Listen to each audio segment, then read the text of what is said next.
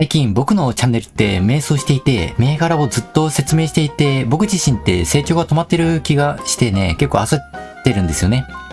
他の人と比べてみんなはチャンネル登録者数がどんどん増えていって、認知度が増えていって、ファンが増えていってって思って、僕はそれを羨ましく思っているんです。で、変に真似たところで、僕の投資スタイルが崩れるっていうのと、もともとこのチャンネルは僕の株の記録、株で勉強したことを共有して、記録に残すことによって投資のスタイルっていうかな、長い時間動画制作に向き合う間、僕はずっとそのことを台本について考えてるんで、株についての理解が深める。そして人に教えるためには自分が理解する10倍以上の時間を費やしろって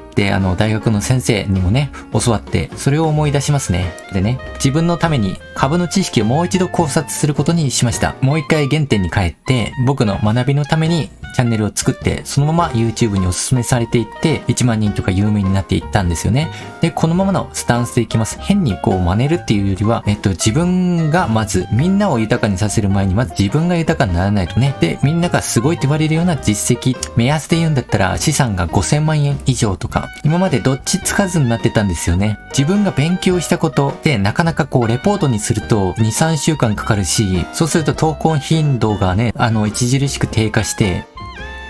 コミュニティの活性化、成り行きがね、いかなくなって、バランスが大事なんだよね。だから同時に並行しないといけなくなっちゃうから、週に1本銘柄を紹介する。で、大した勉強量っていうか、まとめる時間すごいもったいないので、ライブ配信とかでパッパッとね、公開収録を行って、で、3日ぐらいして仕上がりのやつをアップロードするとか。で、レポートは3週間に1本ぐらいとか。進展があればね、勉強になったこと。だから、投資関係のやつは、ライブ配信を含めて週に1本以上、これをやっぱり死守したい。もう一つは、有益コンテンツの視点で、このチャンネル、改良の余地があるなってずっと思ってるんですよね。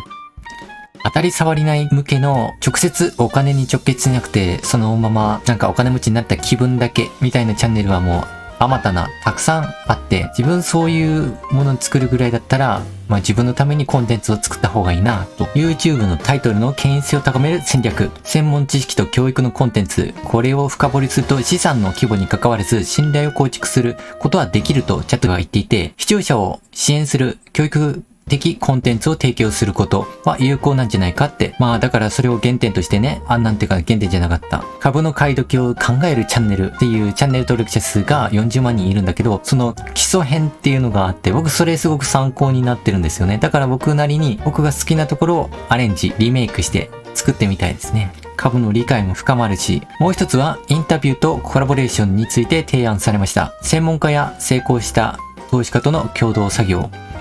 これできやってるし、視聴者に多様な視点を提供。コラボレーション。インタビューのコラボレーションは結構僕ね、内気なんですよね。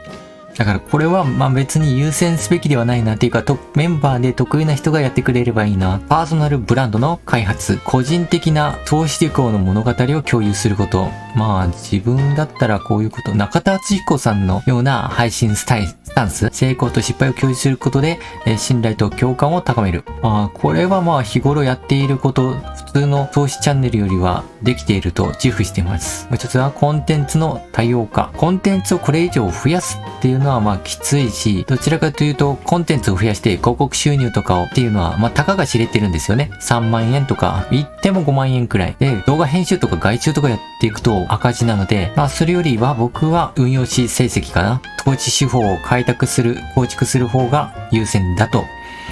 初心者用の動画を作ることによって幅広い視聴者層に訴える、アプローチかけることができるっていうのは、これは採用します。一つ、コンテンツの品質と更新頻度のバランス。これはすごい悩みますね。更新頻度は高い方がいいけど、ちょっと甘いくだらんものは出したくないし、機械としては、チャット GPT としては、週に一度の詳細な分析、月に一度の市場レビューと書いてある。人からもうすぐ時期が近くなってくるからね、見たらどうとか言われるといいんだけど、結局自分でね、スケジュールも作らないといけないから、ね、マネージャーがすごく欲しいところだよね。PT にそういうところあるのかな？ Google マインドマップとか、マインドマップ。リマインダーをセットするっていう、その都度やっていかないとダメなんだよね。信用取引を行うことによって自分の資産の3倍ぐらいを動かせるようになって、レバレッジ効かせてね、資産の加速っていうのは進んでいるんですよ。でも増えたよって言ったところで自慢してもね、1円にも得にならないっていうかな。僕の資産は増えないんだよね。だから実際に増えてから僕は言った方が、アピールした方がいいんじゃないかと。増えたって言ったところで、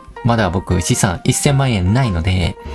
そうですね。1000万円超えたら、なんか超えましたっていう記念ライブしたりとか、まあそれを元にコンテンツを作っていくといいんですけどね、もう1000万円以下っていうと、まあ普通のサラリーマンでも気づけるもんだと。だから具体的に話をまとめると、僕ができること、そうですね。1週間のうちに、まあこれまで通り、旬の銘柄を3つぐらい選定して、値段はこれ、アルゴリズムで、アラーム設定版、上と下の提示を行う。まああとは、僕の思想ですね。これを前後に入れるっていうことは継続していく。それに加えて僕のその株初心者用のコンテンツ、信用取引とは何か、まあそもそも株を始めるときにどうすればいいかっていうのも再度確認っていうのかな。初心者の大きい視聴者にアプローチするためには必要で、やっぱり作るべきものだろうなと思うんですよ。で、思いっきり一生懸命作ったところで、ね、再生されなかったら僕すぐって心に来るところがね、ぐさって刺さるものがありますけど、まあみんな YouTuber はそんなもんですよね。だからこれまで通りに作っていく動画にプラス、まあ進展があれば2、3週間に一度ぐらい、